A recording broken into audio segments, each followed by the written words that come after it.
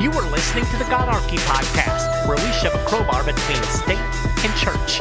This is the spot where Christian faith intersects with libertarian anarchism and voluntaryism. The GodArchy podcast is presented in partnership with the Libertarian Christian Institute. I'm your host, Mike Meharry. In this episode, I'm dropping some big news.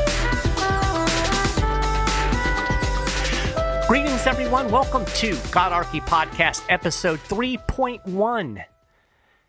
As always, I am very, very thankful that you've taken a little bit of time out of your day to listen to the show. And yes, I did say episode 3.1. And that's a little bit of a hint as to the big news that we are dropping in this episode. Now, you'll recall that I recently rebooted after taking almost a year off from doing the podcast. So we were doing 2-point episodes.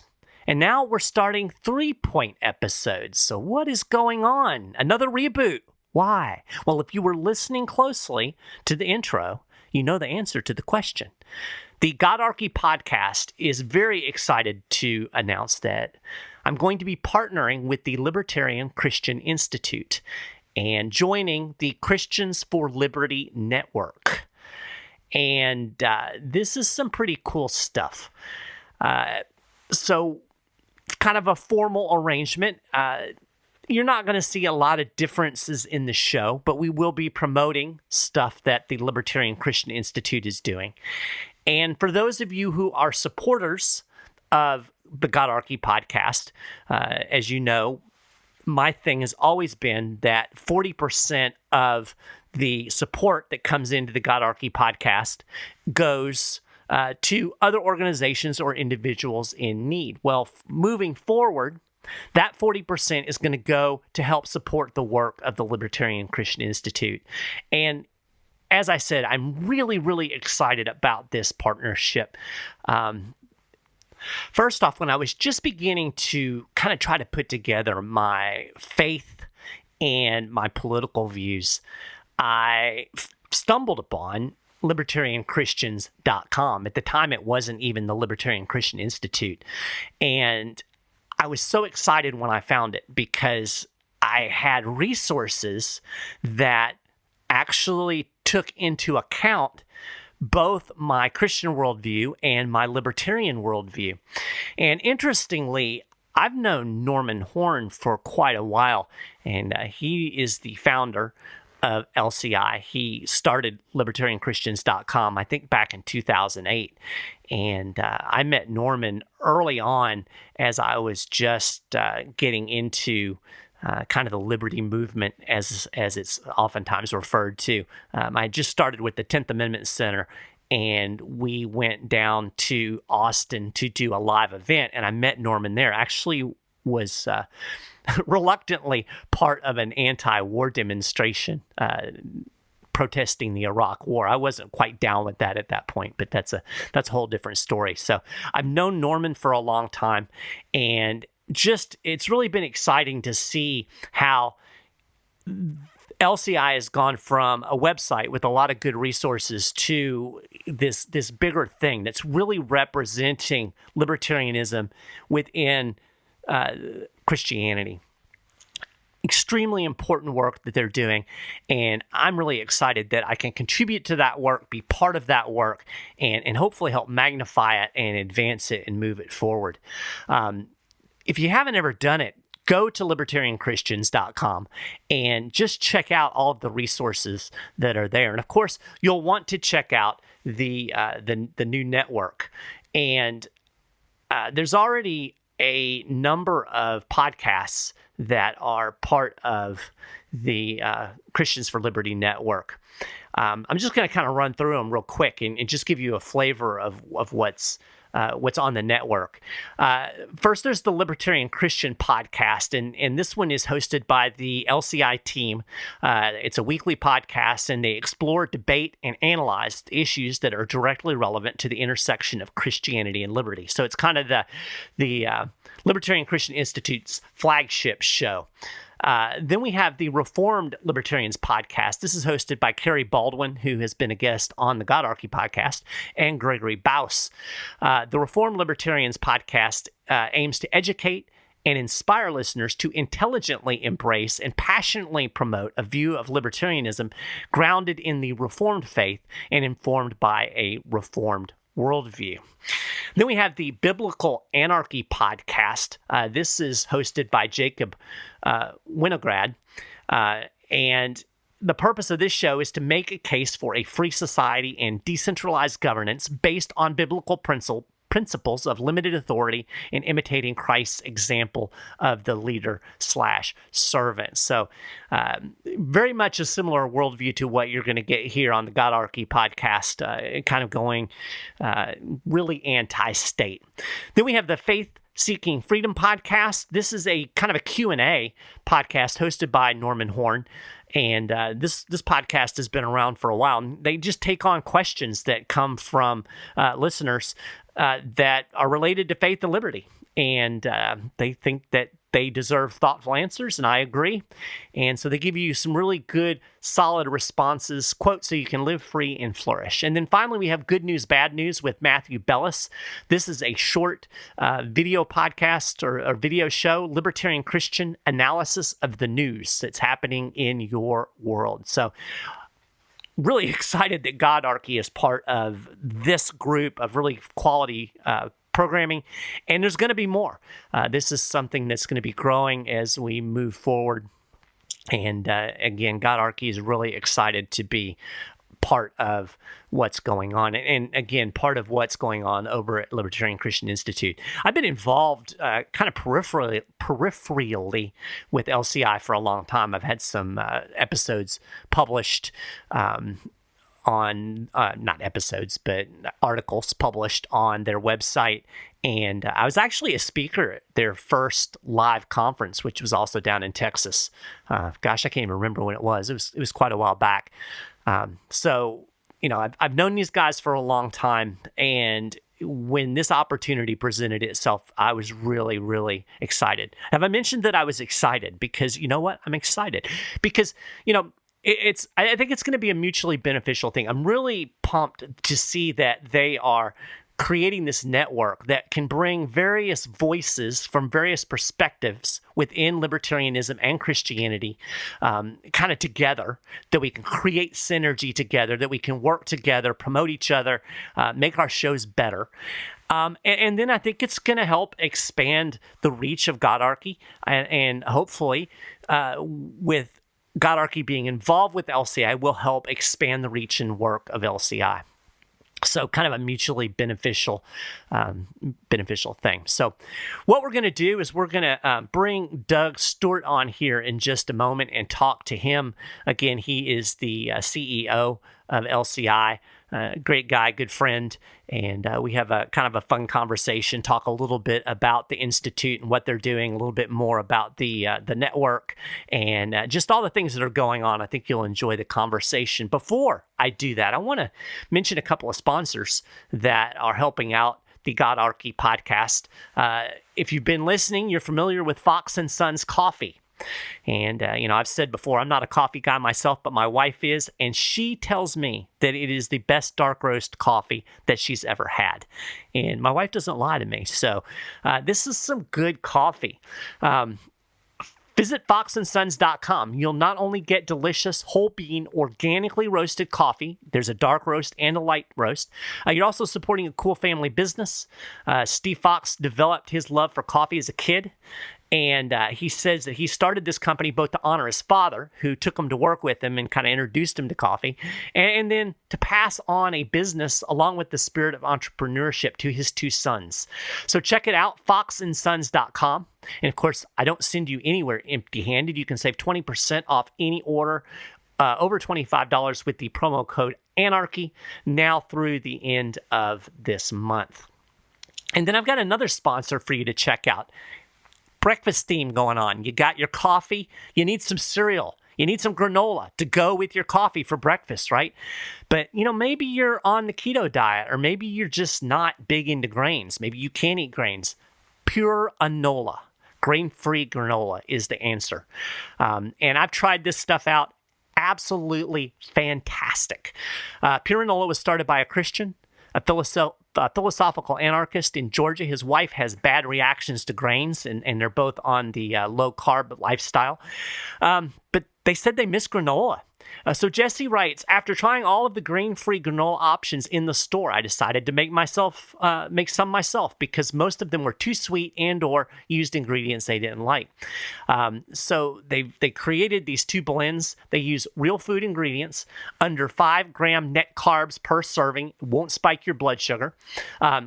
2 flavors currently available, cinnamon, vanilla, and maple almond. Tried them both. Fantastic. Made in small batches in Milton, Georgia. They'll ship nationwide for a flat rate of $5.99 or free on orders of over $60. They have quantity discounts. You check them out. Pirinola, PURANOLA.com. Coupon code GodArchy gets you 20% off your first order. So check it out. I got breakfast for you. I got you coffee. I got you granola. So with all of that, let's bring on Doug Stuart, and let's talk a little bit more about what's going on with the Libertarian Christian Institute, the new network, and how GodArchy is going to be part of the equation. Doug, how are you, buddy? Hey, I'm doing all right, Mike. It's good to see you. This is exciting. It's like announcement, big time changes redux, since we've already kind of made the big announcement. Now you can just like kind of sit back and nice and easy, you know. I wish. There's a lot of work to do. It's all done now. That's true. It's the cat's out of the bag, and now we have to deliver. We do. That's the plan, is to deliver to the people what they want, because we're capitalists. Exactly. Well, I wanted to bring you on since I'm now officially part of the Libertarian Christian Institute network and talk a little bit about LCI and what you guys are doing and kind of the overall vision and maybe a little history. I know for me, I remember way back when I found the LCI website, and I think basically at that point it was just Norman. And I was so excited that there was this thing here that kind of brought together the spiritual aspects of my life and then also my political ideals. Yeah. And dug into a lot of that content. It was real exciting. How did you get involved? Yeah. Well, I want to comment on the reaction that you had when you found libertarianchristians.com, because we hear this quite frequently, that there are people who show up to our website or find us on now social media and things like that, just like, oh my goodness, this is you guys, you're my tribe. You guys are what I've been, you're what I've been looking for. And it just gives you that sense of like, okay, not only do there just happen to be Christians at all these scattered organizations that are in the liberty movement, there's actually an organization that's about the intersection of faith and politics in libertarianism. And so it's good to hear that that was the reaction that you had. And so my reaction to libertarianchristians.com was, doggone it, Norman Horn beat me to that domain by about 5 months or something like that. I have no idea, but I was having similar thoughts about liberty, about politics, faith, and things like that around the same time, which would have been 2008. And I think libertarianchristians.com has been around since the late 2008 because, as legend has it, Norman sort of sarcastically says, in the wake of the Obama election, I had to say something or whatever, but it wasn't really about Obama at all. It really was about a whole bunch of things. And he can tell that story on another episode. But for me, I didn't get involved with LCI until about 2010. And I remember having a phone call with Norman while I was walking around in Target with one of my kids and I was shopping for something. And I remember thinking, wow, his voice sounds a lot like Scott Horton's. Well, it's just because they both live in Texas and that was my exposure to Texans. But in any case, I got involved in 2010. But before that, I'll just run up to like why I might have had the domain name before Norman if I had just been, 1 year ahead or whatever it was. I was exploring politics and faith from a perspective a little bit different from where Norman came from. He wouldn't, I don't think he would call himself a conservative, but he was a conservative politically. And I grew up that way. And I was sort of coming from I would like to be more on the left, and I'm finding like reasons to sort of be like, oh, well, I can be more about social justice, and I think there's something called a social gospel, and then just something didn't sit right with me about all of the like practical implications of what it meant to be more theologically liberal, and I was just like, well, this isn't going to work. This can't work. I don't know why though, and I'm like, well, why is it that it can't work? Well, I bet you I would have to learn some economics. Doggone it, I didn't learn economics I didn't pay attention to the economics class that I took in high school, which was a free market based curriculum or whatever you call it. So I decided to, and I don't think it was the first book that I came upon, but I believe it was Bob Murphy's The Politically Incorrect Guide to the New Deal and the Great Depression, or maybe it was the one about capitalism. I can't remember. But those all led me in toward the sort of Austrian school orbit, as they say. So and Ron Paul, I said this in an episode once on my show. A lot of times the libertarians, Ron Paul is what led them to liberty. But who led you to Ron Paul, right? And for me, that was Glenn Beck. And everybody knows Glenn Beck back then. He like had Ron Paul on for the economy, but he thought he was nuts about the war. Well, I don't think Glenn Beck believes that anymore. I think he kind of reveres Ron Paul in a certain way. But I liked Glenn Beck's antics. I loved his radio show. Glenn Beck was my gateway out of conservative talk radio because he was conservative, called himself a libertarian at heart. I was like, oh, well, the things you're saying that sound like you're a libertarian. I was like, well, that's kind of what I always believed. Yeah. And I just kind of, I was probably one of those people who thought Republicans carried the banner of liberty consistently, and they didn't. No. And liberals, the I don't even call them liberals anymore. The now what we would call progressives, they didn't care as much about it. So anyway, from 2005 to 2008, I was in seminary, and the seminary that I chose to go to was not leftist at all in its like sort of demeanor. But there were enough people that attended in my cohort and that were professors who were not afraid to delve into more left-leaning theological teachings. Right. And it was during that time where I was able to think theologically, which I did not end up landing in a more conservative field there, but the politics was just, it was just cognitive dissonance in my mind for a lot of these people. And, what stuck around with me was like the economics, like you can't get social justice through coercion, through top-down planning and all of this. And, you and I know the shtick that they have, but in any case, that's my journey into like being a libertarian. It's like, well, this was the most consistent ethic of Christian political thought. And that, of course, is a quote that Norman came up with. And so, yeah, that's my journey to be a Christian libertarian or a libertarian Christian. I started blogging before seminary. So I had a blog starting in like 2004, and it was always like I wanted my blog to have a purpose, and I would always sort of like repurpose it and have like new taglines for it and whatever. And it's like, I had like 10 readers maybe. And so from time to time I would ask Norman, hey, can I put a little ad on your site, showing my blog or whatever? And I would get a little bit more hits on there. But eventually it was like, well, hey, what if I wrote for LCI? Actually, it wasn't LCI at the time. What if I wrote for libertarianchristians.com as a guest contributor or whatever? Because there was Doug Dauma and Isaac Morehouse at the time was writing. And so there was this sort of more voices coming into Norman's personal blog site at that point. Norman was a really good editor. He was really able to help me hone in on my writing and be like, hey, it looks like you're trying to say this, but that's not how I'm reading it. So try it this way, try it that way. So I honed my writing skills, did a lot of reviews of, certain books, including ones by leftist Jim Wallace from Sojourners, and my my good friend Chuck Gutenson, who happened to live like a mile from you when you were in Kentucky. Oh, wow. I think I made that connection. I was like, oh wow, that's really crazy. You guys might have been at the same cafe at the same time. And he's Yeah. like, he's probably the smartest leftist I know. So anyway, reviewed his book Christians and the Common Good.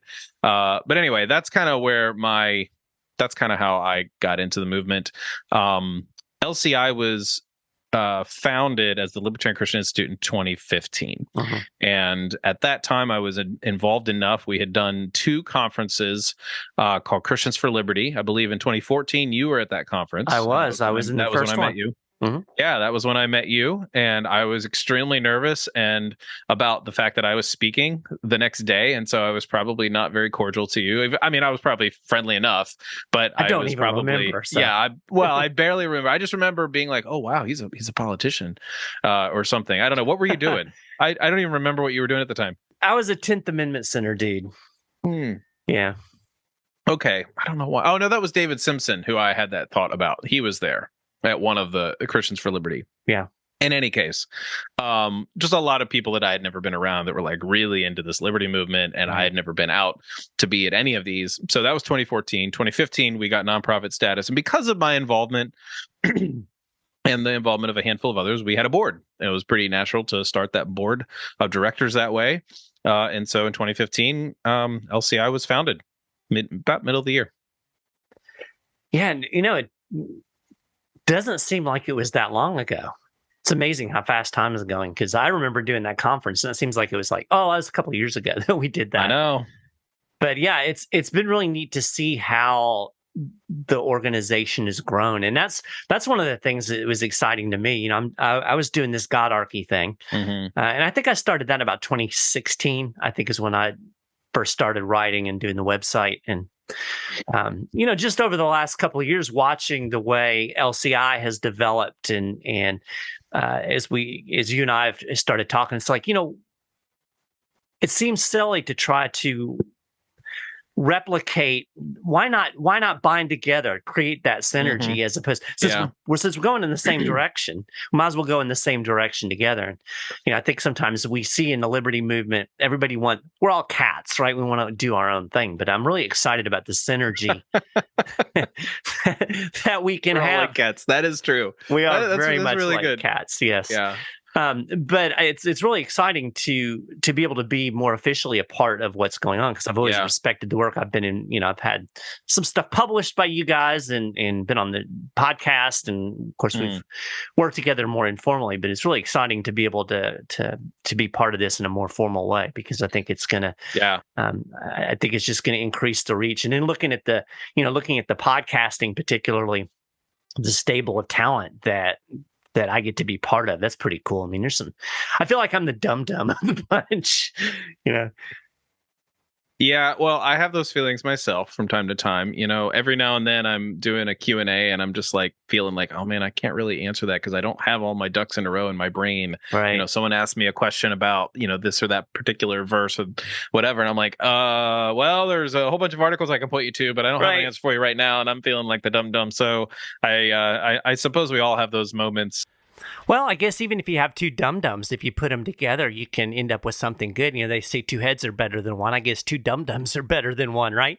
Yeah, man. I think the synergy and the sort of umbrella that we're creating for people, for different voices to be a part of the Christian Libertarian or Libertarian Christian, I kind of have to say it that way each time, just so people know it. Right. That I don't really care which order goes in. That the Libertarian Christian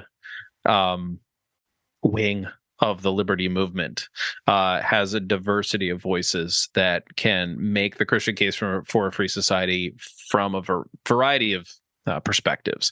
So we have the reform perspective, we have the anarchist perspective, we have the sort of, for the Libertarian Christian podcast, I mean, which I'm the host of, it's a lot more broader, and we don't dive into things, but it's but it covers a wide array of ways to promote and understand liberty and things that are related to being a libertarian Christian. There are some episodes that are probably just for the Christian, and there are some episodes that are for the libertarian Christian, and maybe a handful that, like, it doesn't matter whether you're a Christian or not, you'd probably really like the episode. But in any case, we have that voice. We have a news show with Matt, and he is just phenomenal at talking about the news, breaking it down in such a succinct way. It just amazes me how he can sort of stay on point, and it's incredibly well written. And for me, I get to be a part of the recording because he does it here, where I'm sitting where he usually sits in front of the green screen and does stuff.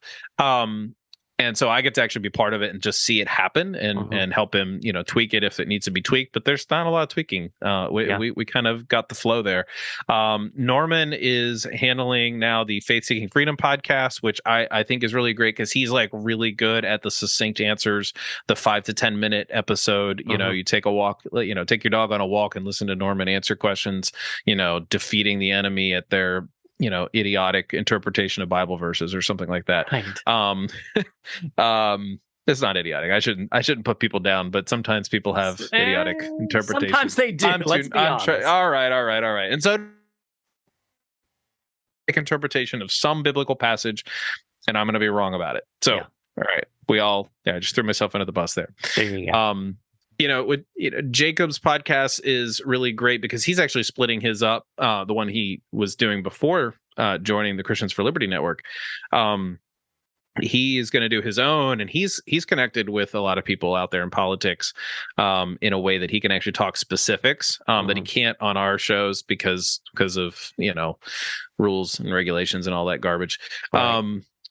But Jacob is just really good at going into the biblical text and giving people a real analysis and context and a thorough reading of Bible verses. So the Biblical Anarchy podcast is going to be I think a big hit.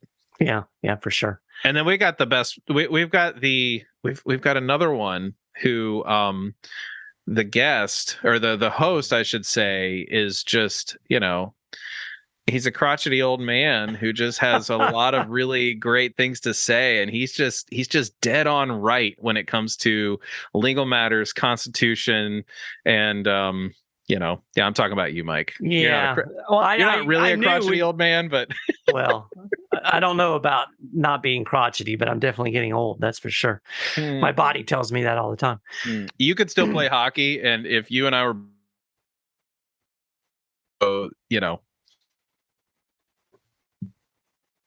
That's good.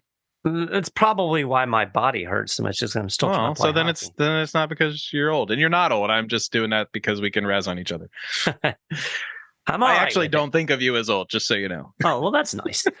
Well, I'm not a boomer, and of course you figured out that goes all over me when people call me a boomer. I'm an Xer, and I'm very proud of my Xer status. That's great. I own my collective.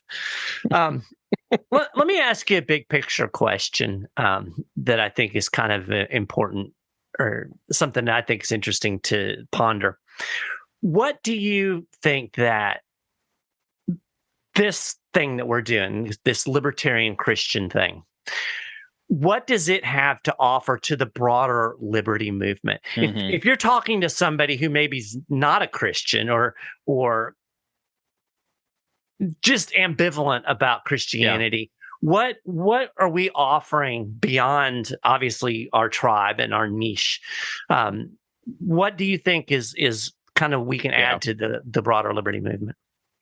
Yeah, I mean, with the exception of the hostile to Christianity atheist libertarian, which is pretty rare. I mean, even when we were at Freedom Fest, the Atheists for Liberty were cordial toward us, and we saw common ground. Super hostile to Christianity in it as a religion or philosophy in the liberty movement, although there are those people. I'll admit that. But with the exception of those, there's a lot of people in the liberty movement that can benefit from what we have to say, because their audience isn't going to necessarily buy the arguments for liberty unless you can tie it to something that is rooted in their own beliefs, which is the Christian faith.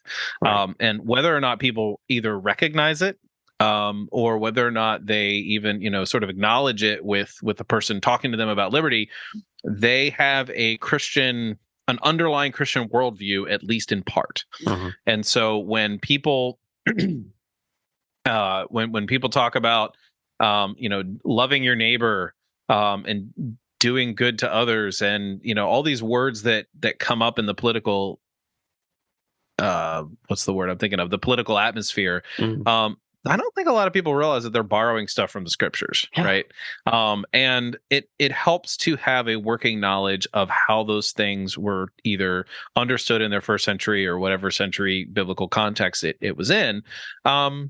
But if you're a libertarian and you are trying to win others for the message of liberty, you need to be able to make a case for those people, to those people.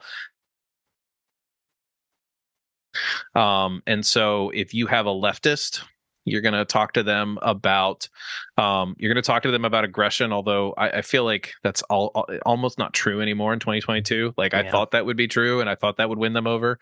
But you're going to talk to them about a number of things that you're going to say something different to, like maybe the conservative, right? If you are going to actually, let me sort of insert this. Carrie Baldwin said at our Freedom Fest breakout that it tends to be the case that the left, I hope I get this right the way she said it, that the Christian left tends to want to make the second greatest commandment the only thing that politics is concerned about, and the right tends to make the first greatest commandment the only thing that we should worry about in politics. Love the Lord your God with all your heart. Oh, that's what we need people to do. And if we can just do that, politics will be solved. And the left is like, well, no, we need to love our neighbor as ourselves, So it's really useful for people to have a working knowledge of why Christians believe what they believe, because they are a very big demographic. Even if you want to say that Christians are becoming increasingly irrelevant in as their cultural and societal influence, they are still a very big political influence. And they are a big, why are people worried about Christian nationalism right now? It's because Christians are believing something, and the left just wants to just keep power from them at this stage in how the game is played, right? What level we're playing right now. Whereas libertarians are saying, hang on, this is not the kind of power that you Christians should be asking to wield. There is something better out there that, one, is better for your testimony and also better for the world. And so there's a growing threat by Christians. There's a growing ignorance by other Christians, and I think it's important for all libertarians to be able to know what is it that's going to attract a Christian to the libertarian movement. Yeah, I think that's a great answer. For me, it was really important to me that my political views be rooted in something rather than just my opinion or pure political philosophy. I really wanted it to be anchored in some type of ethical / moral framework. And of course, for me, it's a Christian moral ethical framework. But you're right in the fact that in the United States, we're predominantly, our worldviews are predominantly shaped by Western thought, which is predominantly Judeo-Christian. And whether people realize it or not, they have certain assumptions built into their thinking and their worldview. Even if they don't identify as Christian at all, they're completely secular, they're still rooted in that worldview, and there's still something that resonates in them when we start talking about that moral ethical framework, I think. Yeah, and what's interesting to me is you have people now using the Christian framework to their political advantage. You have Gavin Newsom creating billboards about loving your neighbor, and California will abort your child. Or abort, you can have an abortion and it will kill your child. And it's like, what the heck, man? Like, this is not good. And then you have people like the Sojourners, Jim Wallace left, who are going to sort of latch onto any newfangled theory about gender and theory about race that's like, oh wow, yeah, look at this. And I can tell you right now that the origins of a lot of that critique have their origins in Marxism. Yeah. And you and I know this. And I mentioned the school that I went to. Postmodernity was not really a threat as a word. It wasn't a concept that we shied away from. Mm-hmm. We talked about the postmodern moment. We talked about the transition from modernity to postmodernity, which I believe is what we're living in, however you want to call that. Right. And the label's not super important, but postmodernity had a huge effect on how people had a huge effect on how we think about language. I think it had good insights. I am not anti-postmodernist. At the same time, one thing that it took me a little while to realize is that the cultural and sort of biblical methods and critique that the left often employs is very much rooted in Marxist cultural analysis. Mm-hmm.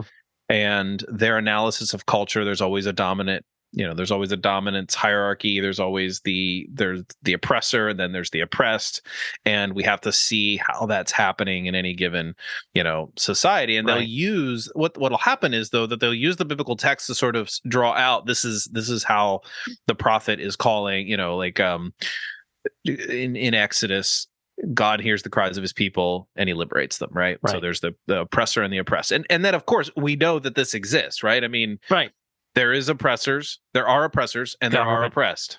Yeah, Us. right. Ding, ding, ding. And so you do have that, but what's interesting to me about this is they never seem to apply it to the actual institution from the biblical text that it consistently is attached to. What they want to do is talk about empire. They want to talk about how, we need to be anti-empire, and that Jesus came to, resist empire, and he was killed by the empire. And it's like, yep, all really good. We need to reject capitalism. Huh? Yeah, right.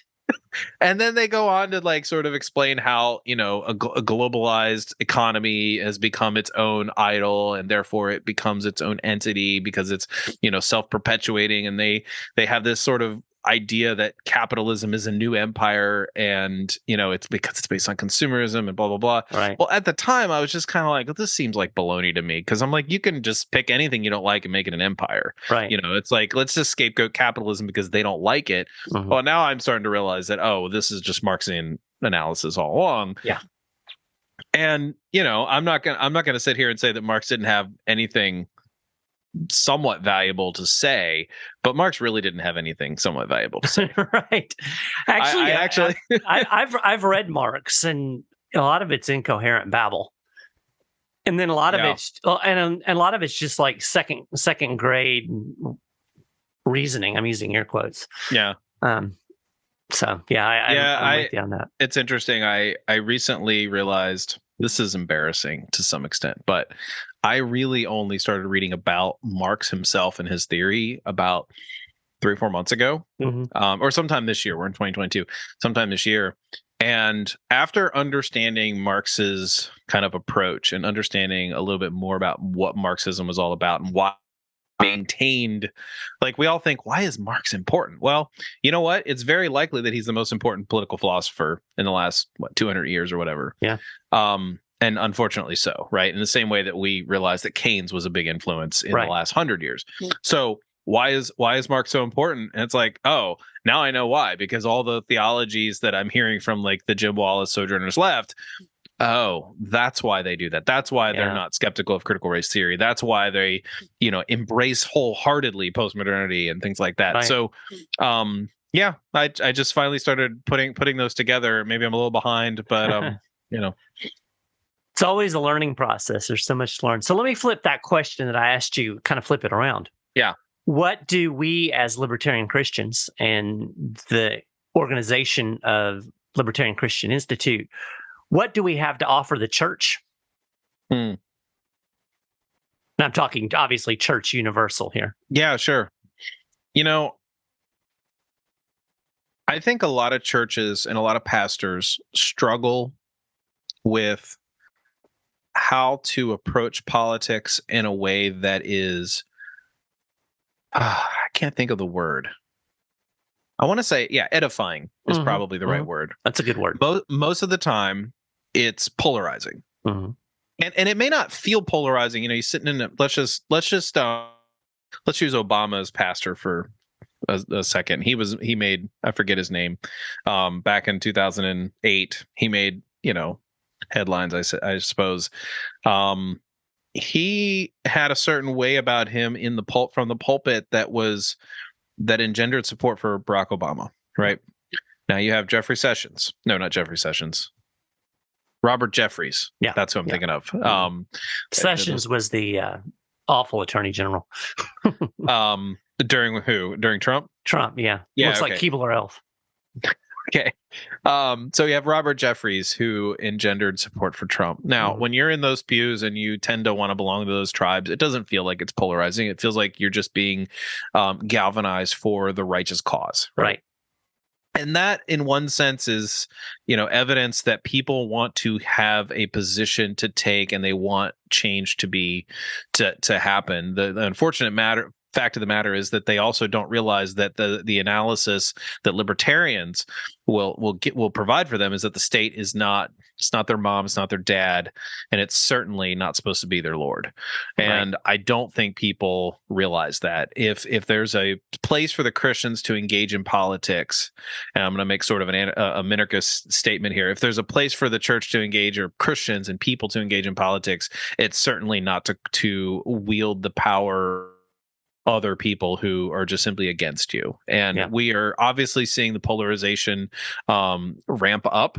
I'm not willing to say that it hasn't always been this way. I mean, Russ Roberts has talked about how, under Nixon, it felt just as polarizing. I'm not old enough to know that because I was, I'm younger than you. I don't remember Nixon either. Oh, well, good. Okay. In all fairness, I do vaguely remember seeing Vietnam War on TV. Oh, but, wow. Okay. I was born in 1967. Okay. So we're talking end of Vietnam. So 1972, I was starting to have that cognizance. Yeah. Okay. There was stuff going on around me. But gotcha. I don't specifically remember Richard Nixon. The first president that I can really cognizantly remember was Jimmy Carter. Yeah. Okay. Maybe Gerald Ford a little bit, but Jimmy Carter was the first one I was like, understood what was going on. Yeah, okay, I hear you. So you sit in the pews, you have Christians sitting there listening to pastors, and pastors who want to be polarizing, or not, I want to use the word polarizing, they just want to be galvanizing for the right cause. They don't really have a huge issue with just preaching what they think is the truth. But what I think a lot of Christians are really hungry for is an analysis of what's happening that doesn't just take sides immediately with a certain position. Libertarian critique, we get to enjoy scandals from both sides, right? Yes, we don't get there's very few libertarian scandals, partly because there's not very many of us in the high arches of you're not in enough libertarian party chat rooms. Fair enough. I know that they happen, but what do we have? Nobody cares, and it doesn't matter. We have maybe 3 libertarian-ish Republicans that were in Congress over the last 4 in Congress over the last 2 decades, and so they're very unlikely to have had a scandal. But in any case, you have a libertarian critique of society, of government, of politics that Christians, especially conservative Christians, tend to nod their head and agree with you on, but then they don't hear it out to its sort of logical conclusion that this is not the place for Christians to do their work. Yeah. We have a t-shirt and a mug that says the state is not the kingdom of God. And I don't think anybody would really truly admit that that's the case, right? So we're actually sort of to say the state is not the kingdom of God almost sounds like, well, duh, what Christian would say, right? Well, no, yeah, it is actually. No one would say that. But at the same time, we live as if it were. We live as if the state can actually accomplish the means of the kingdom of God. And I think that's use states because they do exist, and God will use bad things for good. Sure. But it's not our place to simply say, oh, well, hey, there's a state, I should use it to do this to my enemies. Yeah. Or to whomever. And it's all the good intentions that really kill us. Yeah. That disconnect is very obvious too when every once in a while you post something in the LCI Facebook group, and that to me seems non-controversial, and then all of a sudden you get the backlash and you realize, whoa, I'm not everybody's thinking like I am here. Yeah. Well, I mean, Especially if you start really pushing back against as Americans, pushing back against the empire and the wars and the foreign policy and stuff, you'll find a lot of even libertarian Christians get real bent out of shape real fast when you start challenging that kind of assumption. Yeah. Because there's this mentality that America is good. We're a force of good in the world, and I'm so jaded, I just don't buy that anymore. So, well, I want to ask you if I can turn this questioning around on you for a moment, sure, because I'm actually curious about this. In fact, as we record this, we're 2 days away from a few people coming over to my house, including Norman and Matthew and Jacob. And one thing I intend to ask them: how much can you love America and still be a libertarian? And when I say love America, I think of it in the same way like John Papola does. It's the ideals of freedom that we are allegedly founded upon. And I believe that in spirit, Mike, you and I would say, rah, rah, that's what we need to promote.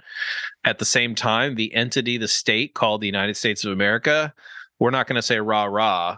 We might say, hey, you need to live up to the Constitution you've got in front of you, if you can even manage that. But where are you on the whole like loving your country kind of thing? I know you're not like a flag waver. My guess is that you don't tear up when someone sings the national anthem. Maybe you do. I don't know. And I wouldn't judge you if you did, because I understand. But there are ideals that America is supposed to live up to that I think you and I would agree with, and I don't want to be the libertarian in the room that poo-poos that. I'm probably the libertarian in the room that poo-poos that. All right. Wow. I have gotten to the point. We need to renegotiate our contract. No, I'm kidding. I would say that my view of, well, and you have to get into the whole question of what is America, is it a set of ideals? Is it the government? Is it what is it? I do have an appreciation for the freedoms that I do have in this country, having awareness of what other people have to live under. America is not the worst place in the world to live, obviously. But I think at its essence, it's just another worldly kingdom. It's just another Babylon. I think it's going to be swept away like all of the other Babylons that are out there. I think that we have the country has done a great deal of good for the people that live in it. I think it has been a force of destruction out in the world. When you look at what it's done to the Middle East, what it's done to even Europe. So, yeah, I'm ambivalent about it. So I really, it's a place that I am. And I really look at it as kind of, I'm a foreigner in a foreign land and my citizenship is somewhere else. And there are things I appreciate about it. I appreciate the people. I appreciate the kind of founding principles and the Constitution, because I think that was a huge step forward in political thought. As we moved from the idea of sovereign kings and sovereign governments to the idea that there is some inherent sovereignty in the people, I think that was a huge step in evolution in political thought that was important. But as far as it goes, I'm ambivalent, I think is probably the best word that I can use. And to the point that I've considered living somewhere else. Just because I think that the level of police state oppression that's possible in this country is kind of dangerous. So yeah, I'm that guy who won't say the pledge and who only stands up for the national anthem so that I don't get beer thrown on me.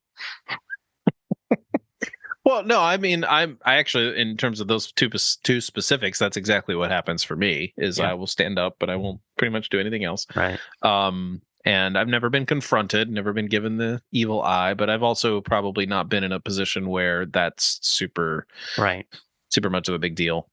But yeah, I think you and I are very similar on that. I might nuance it a little bit or hedge a little bit more. I don't know if I'd want to move somewhere else per se. Actually, I have a place I'd want to move, but it's certainly not a more free country. But it's just, and you know where that is. But anyway. Yeah. So yeah, it's that's. I guess I think a lot of people in their mind that if you take like countries and you put them on a ledge, I think most Americans are like. No, that's not where you were going. Do what? You said put them on a ledge. I said, we just push them all over. No. That's not where I was going. I don't know if ledge was even the best word. Put them on a shelf, and you've got America's going to be above all of the other countries. So like the American flag should fly above all of the others because we are much greater. And to me, I would put all of the countries on pretty much the same plane. I mean, there's good and bad. There's evil in all of them. And I'm sure that even in places like North Korea, that there are good people. And I try to look at it as, well, if you watch the news media, they're all good people. North Korean news media. Everybody's. Yeah, it's true. Governments are awful everywhere. Let's just be honest. So I guess what I'm saying is I don't see this idea of American exceptionalism. I think America has some things about it that were exceptional or even are exceptional, but I think you could say the same thing about Brazil or Thailand or Egypt or whatever country you want to name. I guess that's kind of where I am. But they're all worldly kingdoms, and as a Christian, my kingdom is the kingdom of God, and that includes people from all of these different places, and we all come together under the banner of Christ. And I try to look at the world more that way, and not so much in this kind of prejudicial idea that we've drawn these borders on a map, so therefore because I live inside these lines I'm greater than somebody who lives inside these lines, if that makes sense. I mean, you're in Florida though. I think in the last few years you probably do feel better that you live in Florida than say California, right?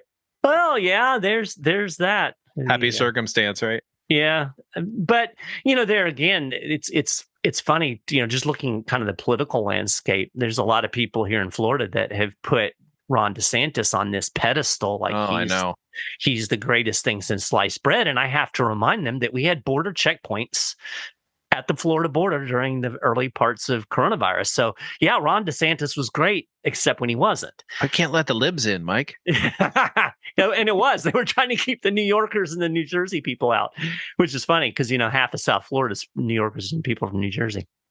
But yeah, so again, I look at Ron DeSantis and I say, yeah, he did great on COVID, but dude, he's also a right-wing authoritarian, and there are things about that should be concerning if you're wanting to support somebody. Of course, I don't want to support him. I'm probably rambling at this point, but yeah. So that pretty much kind of covers, I just really wanted to talk a little bit about the broader vision of LCI and where we're going and what we're doing. And I'm just, again, really excited to be part of, in a formal way, of this work, because I do think it's important work for the very reasons that we've touched on. Because we're excited to have you partner with us, man. I think we have something to offer both the church as Christians and the broader liberty movement, and through that, really the world, right? Because, I mean, who doesn't want human flourishing? And well, I guess there's some people that don't, but that's a discussion for a different day, right? Yeah. Well, we have a saying, and you can buy a T-shirt and a mug, and I don't know if you can get a hat like it on our website, but live free and flourish. But when a people are free, then that people will also flourish together. Yep. Very well said. Well, we'll wrap it up on that. Would you be willing to stay around for about 5 or 10 minutes and do a little segment that I like to call the mudslide round? It's the best part of the show. People that aren't supporters, and now not only are they supporters of GodArchy, they'll be supporters of LCI. And excellent. If you anything I can do to help that. That's right. And if you do that, you'll get to hear all of the fun stuff that Doug and I are going to talk about that the regular listeners out there, are not privy to. So. All right. Support Mike, everybody. So you can support LCI and indirectly support me. Absolutely. All right. Thanks, Doug. And we'll get to the mudslide round here in a second. So pretty exciting stuff, right? I hope you enjoyed listening to my conversation with Doug. Hope it gave you a little bit of flavor about what's going on over at the Libertarian Christian Institute and how GodArchy is going to fit into all of that. And again, if you want to support what we're doing, what I'm doing with GodArchy, what LCI is doing, you can do that by becoming a supporting listener of GodArchy. And then you get to hear the top secret mudslide rounds that if you're not getting to hear those, you're really missing out. So be a supporter. Go to support GodArchy at godarchy.org, and you'll just follow the instructions there. We do support for $5, $10 a month. It's not a lot of money, but all of those $5 they add up. And again, 40% of that is going to go to LCI to support the work over there. 60% will stay with the Meharry family and help us keep going. And the more support that we get, the more we can do. The more I can do with GodArchy. There are a lot of things that I would like to do, time allowing, and the more support that I get, the more time I can dedicate to GodArchy, not only the podcast, but also the website and other projects. So again, please consider making that support. And, if you don't have the financial means at this point, that's cool. One thing that you can really do that will help is share these episodes. Share the articles over at godarchy.org and listen to and support these other shows that are going to be on the network, because I think you're going to really enjoy them. And it's just the more Christian libertarian content you get, the better Christian libertarian you're going to be. So do it. Do it. All right, I'm going to sign off. I hope you enjoyed GodArchy episode 3.1, and we'll be moving forward with some more exciting episodes in the future and some cool stuff with LCI. So y'all have a good rest of your day or evening, as the case may be, and I will talk to you again in a couple of weeks.